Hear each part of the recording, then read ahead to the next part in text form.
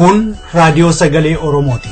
Raadiyoon Sagalee Oromoo torbanitti guyyaa 3 wixata roobii fi sanbata galgala keessaa sa'a 7 hamma 7 walakkaatti kan isiniif darbu. Tamsaasni dambalii gabaabaa meetir baandii 16 yookaan kiiloo heerzii 17,850 fi karaa intarneetii oromovoice.org darbu kun amma jalqaba. Kun Raadiyoo Sagalee Oromooti. Akka mooltan dhaggeeffattoota keenya kun Raadiyoo Sagalee Oromooti kan isinii dabraa jiru. Qophiin keenya kan guyyaa irraa kaayyoodha. Kaayyoo keessatti uummata Oromoodhaaf waa tokkoon fayyada jettee yoo yaadde, uummata kana sirba godhuun barbaada yoo jette, amma taateenuyyuu tattaafattee amma beektuun baruutu sirra jira, of barsiisutu sirra jira. Qophiin keenya irratti warri mariitis yeroo isaa eeggatee dhiyaata. Dura kan dhiyaatu oduudha. Ani kan isin keessummeessituu Sirfannaan Ahmad. Amma oduu har'aatiif gara dasuu duulattiin isin dabarsaa, isaa wajjin turtii gaarii isiniin jenna.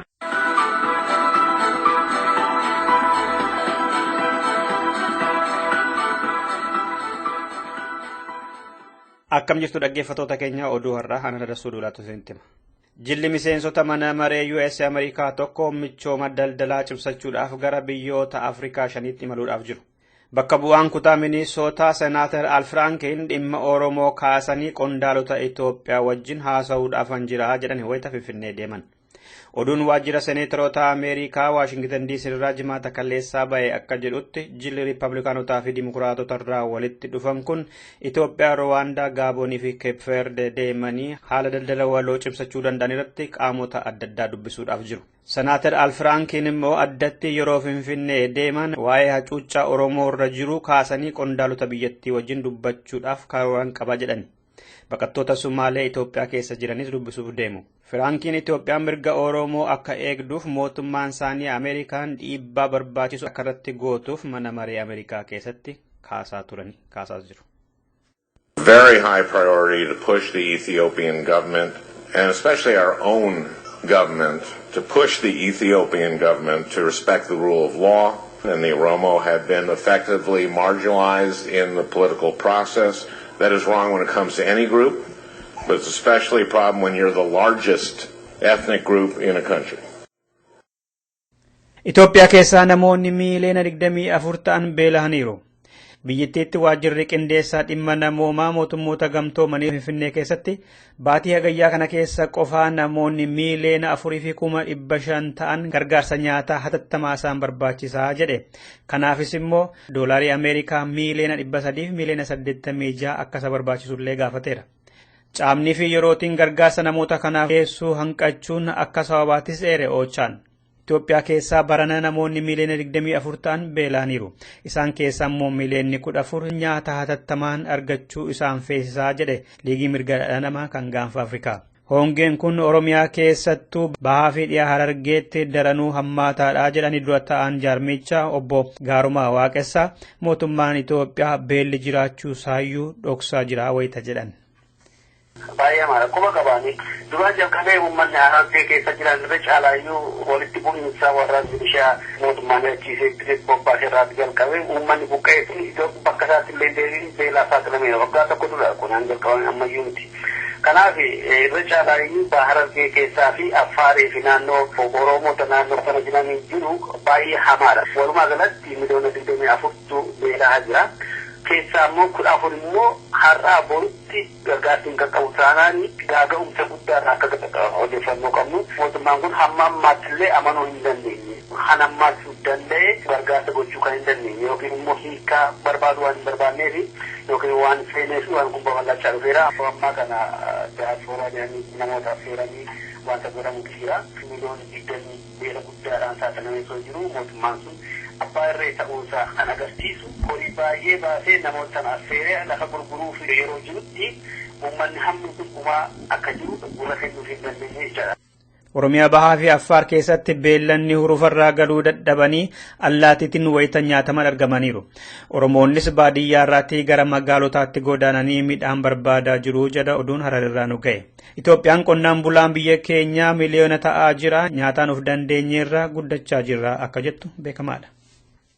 Mootummaa fonqolchuudhaaf yaalaa osoo jiranii ittiin bira gahee jechuudhaan namoota 20 hidhuu beeksisanii qondaalonni Itoophiyaa. Namoonni 20 kun mootummaa isaanii fonqolchanii kan Islaamaa gadi dhaabuudhaaf biyyattii keessa bakkoota garaagaraatti deemanii osoo haala qindeessaa jiraniitiin bira gahee jedhanii qabamuu isaanii kamisa darbe wayita himan.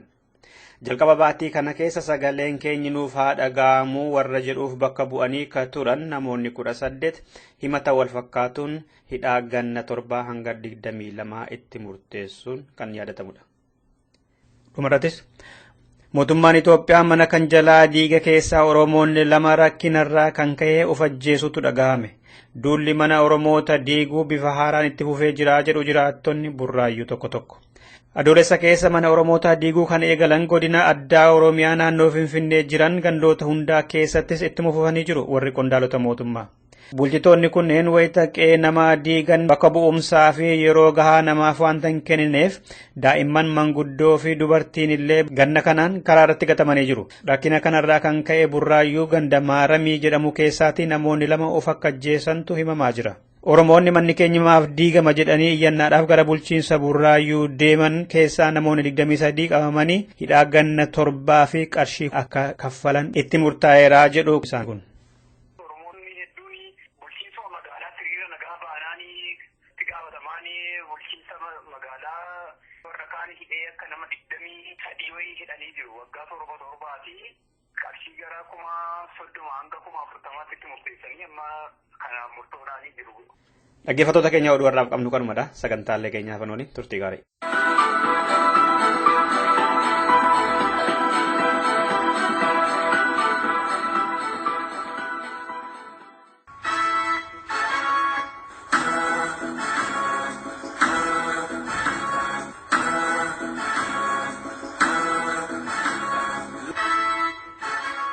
Qophii kaayyoo.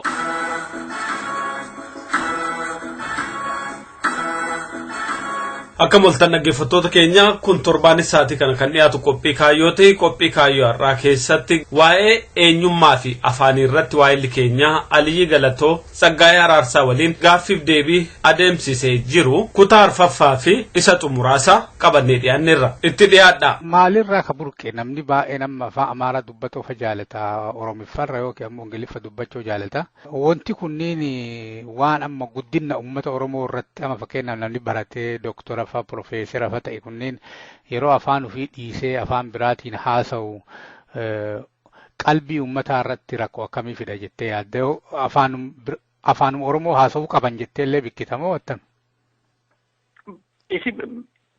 Bakkeen inni namni kun itti oolu inni kanarratti murtaa'a. Maali yoo yeroo isaa Oromoota wajjin dabarsu ta'e yoon afaan nama afaan kiyya beeku wajjin ture afaan kana haasa'uu danda'a. Garuu yoo faranjii keessa oolte yookiin abashoota keessa oolte immoo isaan wajjin walii galuuf afaanuma isaaniif fayyadamtee isaan wajjin haasofta. Kanaaf afaan kee displaced ta'a. Garuu amma taate san amma ani akkaataan afaan kana amma taate sanaaf ofitti hambise maalee yoon yeroo qabaadhu amma taate sana interview ifaa dhaggeeffadha. Gaaffiif deebii miidiyaa irratti jiru isaan dhaggeeffadha. Waan babarreeffame immoo waan itti dubbisaa. Gaafa immoo namni Oromoo ta'e tokko dhufe amma taate sana isaan wajjin haasa'a. Yoo namichi nama afaan hin beekne kan tuffanne yoo ta'e namni gariin hin beektamiti akka they don't take you seriously if you don't speak the language properly. Kanaaf salphaa miti yoo namni si wajjin baay'ee hin oolle yoo nama afaan dubbatu kana afaan beeku kana wajjin yeroo hin dabarsine ta'e eessatti dubbatta ka'a.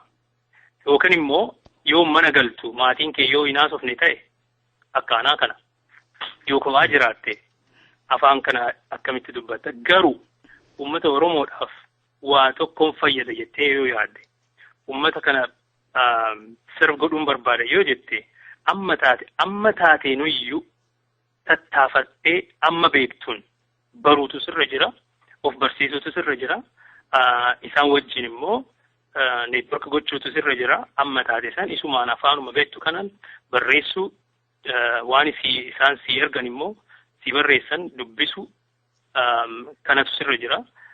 Yoo kanan goone akkamitti uummata sana hawaasa san sarara gochuu dandeessare?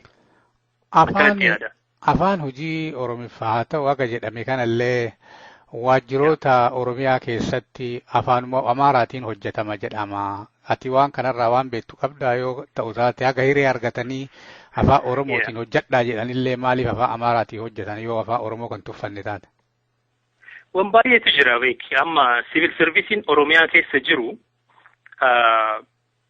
namooliin siivil serviisii keessa jiran I can't really say the number right now, the percentage.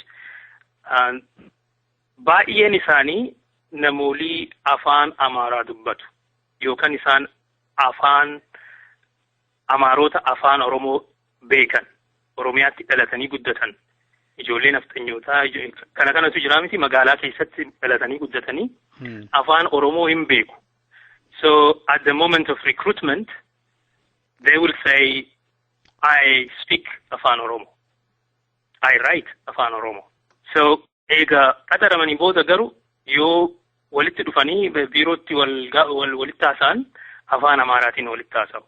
Hojii irratti garuu kan barreessan kan dubbatan macaffee keessatti soo ta'ee mana murtiitis afaanuma Oromootiin dubbatanii haasa'u afaan Oromootiin barreessu ergaas afaanuma Oromootiin ergu.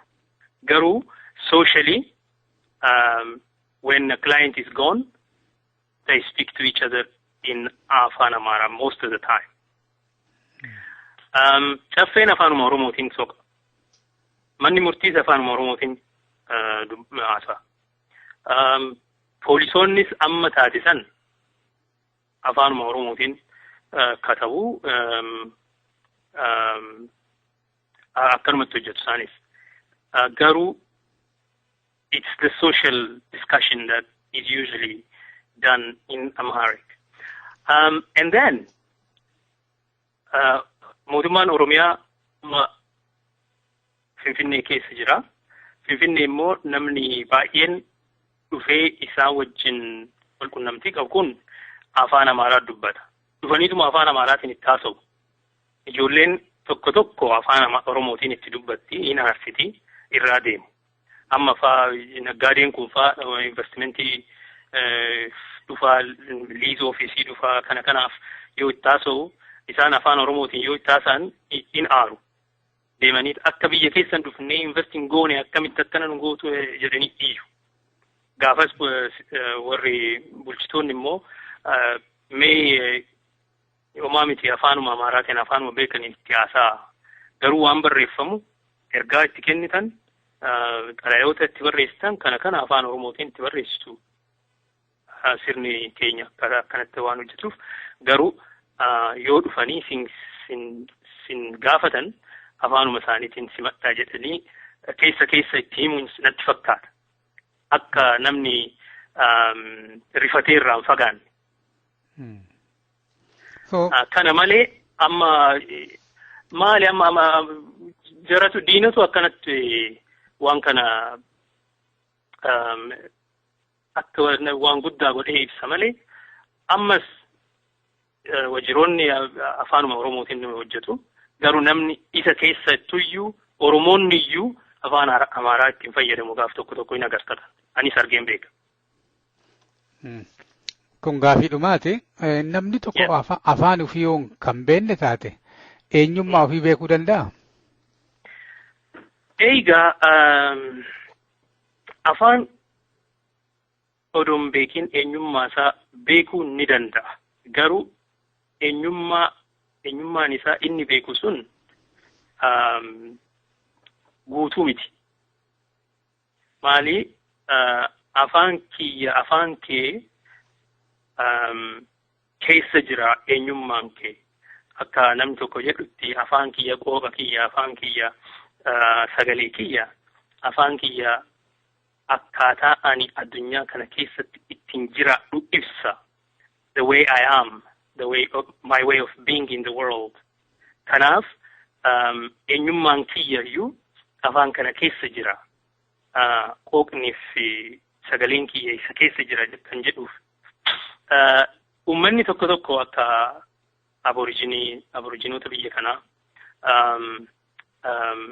First Nations in Canada and in North America in general, afaan isaanii irraanfataniiru.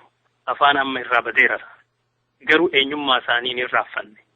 Maaliif kun ta'e yoo jette, sirni isaan keessa jiraatan, sirni Ameerikaa, sirni Kaanadaa, sirni biyya kanaa Austraaliyaa, isaan akka nama ofittiin fudhatu, eenyummaa isaanii akka warra Austraaliyaa godheen fudhatu, akkuma aborijinii sanatti ilaala, akkuma gurraacha sanitti ilaala. Kanaaf waa isaan ofirraa fageessaniif, eega afaan isaanii irraa bade kana boodaayyuu ofumatti sassaabamanii nuti akkana malee Austraaliyaa miti, Ameerikaa miti, mainstream society keessa seennee jiraachuu hin dandeenyu, akka isaaniiti miti, nuti adii miti jedhanii of laalu. Kan keenya garuu akkasii miti. Maali uummanni keenya baay'eedha. Afaanichi hin jira. Uummannis immoo diinni biyya saniitis sirnichis ofirraa fageessuu hin barbaanne. Afaan keessan kan sirraa ta'uu barbaadu, kan sirraa duguguu barbaadu, maaliif akkuma Amaara taatee, akkuma isaan taatee, Itoophiyaa taatee jiraattuufi malee ofirraa fageessanii si ajjeesuufi miti. Kana keessa darbaniiru dur fixuuf duguguuf jedhanii hin dandeenye kana. Kanaaf Oromummaa afaan keessirraa balleessanii Amaara yookiin Itoophiyaa si godhuu barbaadan. Ofitti si qabachuu barbaadan. Akkas godhanii. Malee ofirraa achi si fageessanii ati keenya miti jechuun barbaanne. Ati numa jechuu barbaadan. Kanaaf afaan keenya odoo jiru eenyummaa keenya nurraa qoluu barbaadan beeki.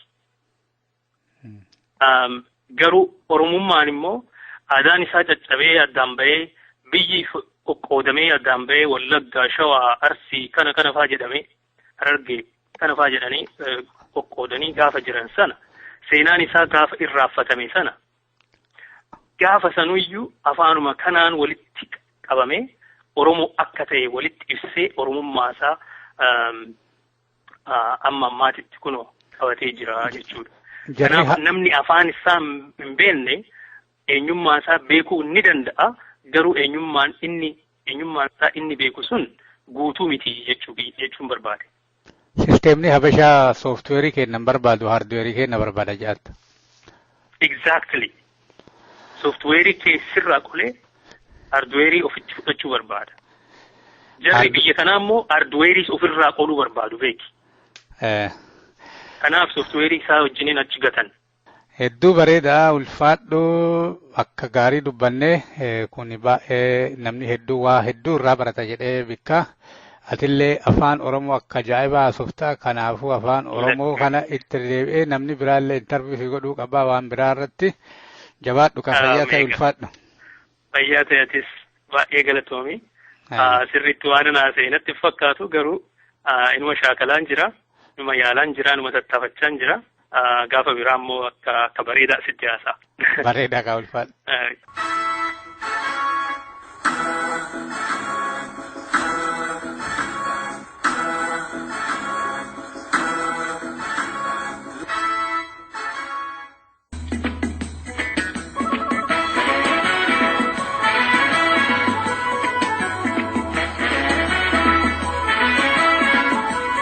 Dhaggeeffattoota keenya kabajamoo akkam ooltan kun qophii waarii marii. Qophiin waarii marii torbanitti guyyaa tokko isiniif dabru amma jalqaba.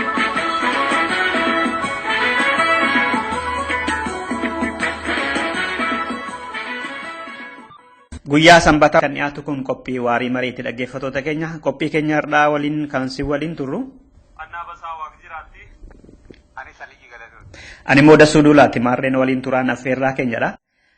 As nu biratti aadaan nuti qabnu tajaajiluma kennuu malee itti gaafatamummaa kan jedhu kana badaa wanneen hin jiru. Namni hunduu itti gaafatamadhuma aadaan jaarmiyaa kana keessatti qabu. Ani akkini argees kan inni irraa jaaladhesi. Inni ammanni kun organizeeshinii formii sirnaan ijaaramee qabudha. Oromoo iddoo hundarraa walitti gurmeessee amma akkuma dhaaba jaarmiyaa reediyoo tokkotti dhaabne nuti innaa dhaabne. Jalqabarraa kaanee yoo ilaalle irra ta'e clear waan hojjennu sana hin beekne amma waan Oromoo fi Oromiyaa irratti ijannoo clear ta'e qabna homaa waan garaagarummaa hin qabnu jechuudha. Wanti guddaa ittiin tokko madaalamtu waan hojjette nama itti gaafatamummaa qabu tokkorraa hawaasa waasitti kennetti deebifte accountability kee dhiyeessuudha. So waan kan ofirraa baafne irraa jechuudha. Dhugaa kee. Waan akkasii waan gaggaarii jira. Dhugaa lama. Biyya keessaa immoo abjuu. Tuufi.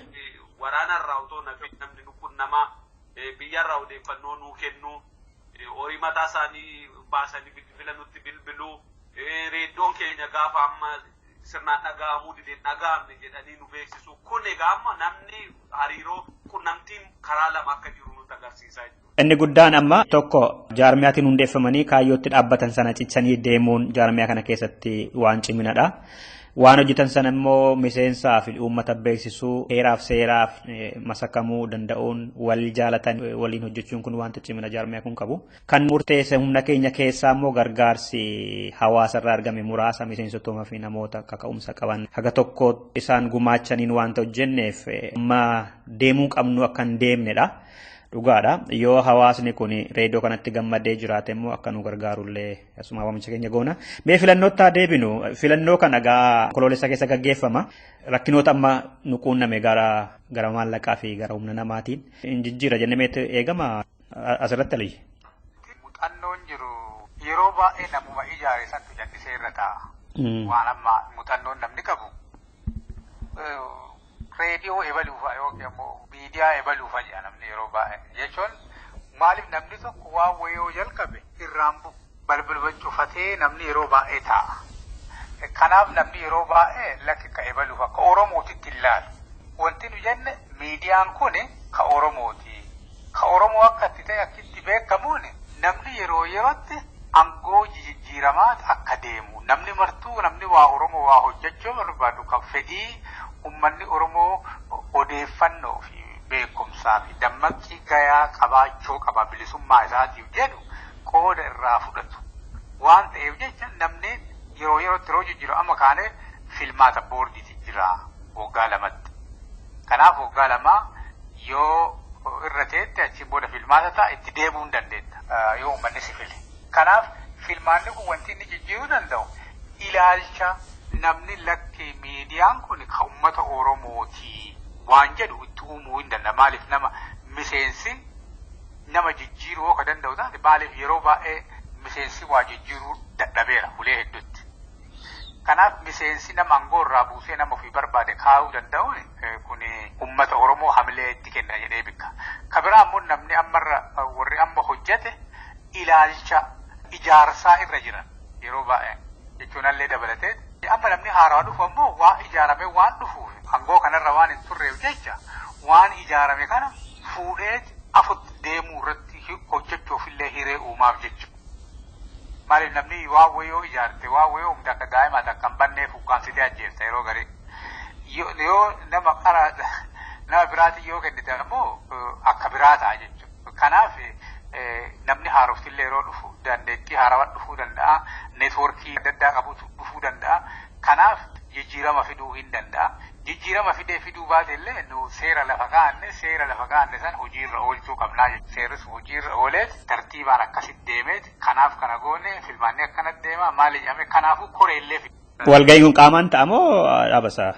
Aliyyiin lama tuttuquu jalqabeera. Qaamaan immoo? Koreen kanaaf qophaa'ee hojii hojjechaa jiruu fi yeroo isaa eeggatee ibsa akkamitti akka gaggeeffamu garuu akkaataan isaa already irratti qophaa'ama hojjetamaa jiruuf yeroo isaa eeggatee uummataaf ibsama. Amma duraan Aliyyiinis jedheera hojii kana gara fuulduraatti tumsuudhaaf kaayyoo dhaabbanneef galmaan ga'uudhaaf uummanni Oromoo kan hawaasni Oromoo yoo hojii keenyatti gammadaniitu ta'e kan nu cinaa dhaabbattanii raadiyoo sagalee Oromoo kana uummata sagalee dhabe kanaaf daranuu akka nuti cimnee jennuuf wanta dandeessaniin humnaan haa ta'uu maaliin haa ta'u akka nu cinaa dhaabbattan kan jedhu dhaamsa keenyadha. Namni magaalaa tokko keessa jiru nama lamaatti walitti dhufanii nama sadeen waan barbaachisu horiillee ta'ee yaadallee ta'ee walitti walla jedhaniiti nuqunnamanii gargaarsa gargaarsa godhuu hin danda'an jechuu bakka jiranitti nu isaan bira dhufuu hin qabnu walgeettiin gurgurtaa waamamuu hin qabu nama lamaa taatanii sadii taatanii warri amma miidiyaa kana dhagaattan magaalaa jirtanii walitti qabamtanii gargaarsa yoo gootanii takkaffaa isinillee ummata Oromoo wayyeessuu irratti qooda kennitanii lammaffaa gargaarsa isin gootan sunillee hojii nu hojjennuun ummanni Oromoo akka itti wayyaa'u maaliif maqaan walitti qabnu kun nu martuu wanti waan kana hojjennuuf maqaa kana walitti qabna maqaa Oromoo jechuu kana maqaa Oromoo kanatu rakkoo keessa jira. Argitee akka nama silaa ala jirutti rakkoo wayituu hin qabnu akka nama tokkootti akka gaarii jirra. Garuu maqaan keenya rakkoo keessa waan jiruuf maqaa kana ammoo wal gargaarreet maqaan kun wayyaa'eet salphinna jala jiru garbummaa jala jiru kana jalaa bayuuf wannaansa karaa adda addaatiin godhuu waan namarra jiruuf wan ala godhuu dandeenyu keessaa tokko diinagdee yaadaa fi waan adda addaa waan gumaachuu dandeettani warri hojii keenya hagammaan laaltanii itti gammaddan warri ammoo argitanii jira gargaaruu barbaada websaayitii keenya Oromoo Voice.org irra dhaqaati wanti martuu achirra jira wanti hagammaa hojjenne waggaa lamaaf deemarra wanti hagammaa nu dhiyeessine dhaqaa laala waan itti gammaddanoo ta'e nu gargaaruun Oromoo gargaaruun deebitee ufuma gargaaru waan ta'eef jecha namni yoo gargaare waan illee gargaara kanaaf waan tokko akka qooda kennitan abdii qabnaa jechuudha nama lama taatanii sadi taatanii 10 taatanii 20 taatanii akka hawaasaatti taatanii gargaarsa godhuu qabdanii jedhee beeka. Wanti as keessatti ilaalamu gamma reediyoon kun hojiin hojjetu namni beekee argaa jira eetuma yaada. Jaarmiyaan kamiyyuu jabinni isaa inni tokko waan ittiin hundeeffame sana yeroo yeroodhaan ilaalaa deemuudha. Amma akka waan ammaa filmaata yeroon gaggeessu seerachi keessatti baafattee buluu danda'u. Maaliif seeri choon hojjenne seera jijjiiruu waan tokko ta'e garuu seera jiru sanaan yoo bulame miidiyaas ta'e jaarmiyaa hawaasaas ta'e dhaaba siyaasaas ta'e waan hundumaa sirna qabdu sanaan yoo wal bulchitee wal dhageesse iddoo barbaaddu geessa. Inni kaan kanarratti hundaa'ee dhufu. Wanti yayyaba yookaan hundeen guddaa isa kan jaarmiyaa kanarraayis kan barru kan namni Oromoo hedduudha kan nuti qabnu garuu nama muraasatu waan kanarratti hirmaatee amma waggaa lamaan kanaaf hojjechaa jira. Akkuma nuti asii hojjennu iddoo biraattis namni hojjechaa akka jiru beekamaadha. Garuu hir'inoota keenya yoo wayyeeffachaa deemne abdiin saba keenyaa rakkoon saba keenyaa gadi xiqqaateet abdiin saba keenyaa ol ka'aa deema. Wanti nuti kontribiit goonu immoo rakkoo warra rakkoo keessa jiruuf faayidaa guddaa qaba karaa hedduudhaan.